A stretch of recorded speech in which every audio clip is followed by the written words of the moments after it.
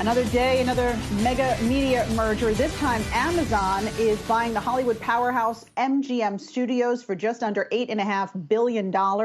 We've got Alexandra Canal here with all of those details. What's this going to mean, especially for the Bond franchise, right? Doesn't MGM have the Bond films? They do, and they have a lot more than just that. Certainly, this is a big deal for the streaming wars at large. It follows that $43 billion merger we saw last week between Discovery and Warner Media. Amazon now set to purchase MGM in that deal valued at $8.45 billion. Now, that's the second largest acquisition behind Whole Foods, which the tech giant purchased for nearly $14 billion back in 2017. Now, rumors have swirled for years that MGM has been up for sale. They were reportedly seeking north of $10 billion, but buyers at the time were only valuing the company at around $6 billion. So the fact that they were able to get almost $9 billion from Amazon is certainly good news from MGM. We heard from Tuna Amobi from CFRA just a couple days ago on the show. He said he was still trying to wrap his mind around that nearly $9 billion valuation. But for Amazon, it's not that bad of a deal either, because MGM has one of the deepest content libraries. You mentioned the James Bond franchise. Those films have grossed over $7 billion at the global box office to date. Still more movies to come, and that's not all. MGM has over 5,200 titles, 17,000 hours of TV, 177 Oscar wins, and the list goes on and on. So certainly a great addition for Amazon as they look to tackle some of those other tech giants in this space.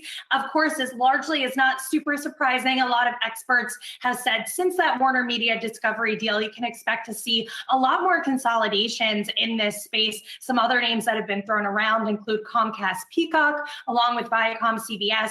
We did have the chance to speak with the streaming head of Viacom CBS last week, Tom Ryan. He would not comment on that Warner Discovery deal at that time, but he did say that the company was very well positioned moving forward. But I think the issue here is that a lot of these media executives are going to have to weigh whether or not they can still be well positioned as these media giants start to merge their libraries together, because at the end of the day, it's all going to be about content. And I think potentially another form of consolidation you could see is some of these smaller players just have to shut their doors. If you're not able to write that $100 million check for an episode, for a TV series, you're going to fall behind. We saw how much money the Knives Out sequels went for when Netflix purchased those for $450 million. And if you're not able to keep up with the pace of content and how much money you need to really attract more content, then you're not really going to have a solid foundation and a solid place in this streaming fight. So this ultimately, I think, is a great thing for Amazon, and it gives them the jolt that they really needed to kind of face off against the bigger guys here.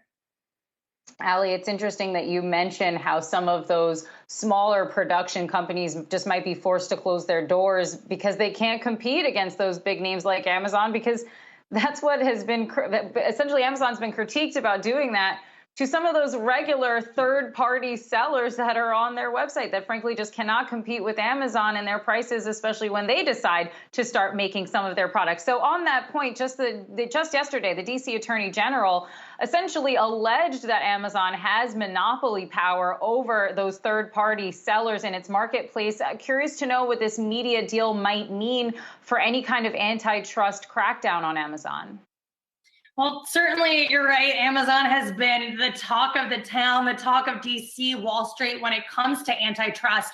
But specifically with this streaming deal, I think they have the argument here that the competition is just too high. You can reference the Warner Media Discovery deal. You can reference the fact that Netflix, which has really been the behemoth in this space, the one to beat, they missed out on their subscriber growth estimates last quarter because of all of this increased competition. So Yahoo Finance went out and they spoke to a few experts in the space, some lawyers. They said it is very unlikely that this deal will get blocked due to antitrust arguments just because of the competition and how many players are in this space. However, that being said, Amazon is always closely watched.